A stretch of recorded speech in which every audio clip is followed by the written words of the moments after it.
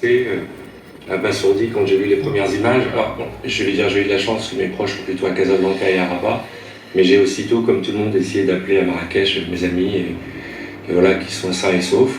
Et on essaie d'être en contact et passer, comme vous disiez, l'émotion. On essaie maintenant d'aller dans l'action. J'ai passé, je pense, la journée au téléphone avec Jamel hier.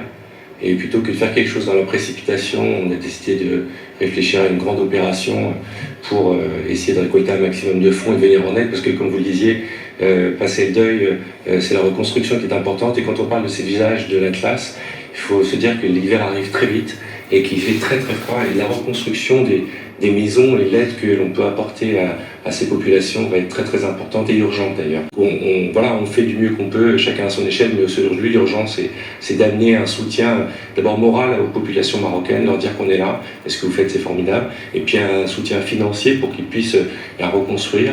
Alors moi j'ai la chance d'avoir une ONG qui s'appelle Sauveteurs sans frontières, que j'accompagne, que je finance depuis des années. Ils sont arrivés ce matin sur place, ils sont en route pour un village qui est à 80 km de Marrakech dans l'Atlas, où il y a 250 familles qui sont coupées de tout. Et je les ai eus juste avant d'entrer sur le plateau. Ils me disaient qu'au-delà de retrouver les corps et tout, la première urgence c'est l'eau. Alors je ne sais pas si vous avez eu ce retour-là, mais le vrai problème aujourd'hui, ça va être l'eau.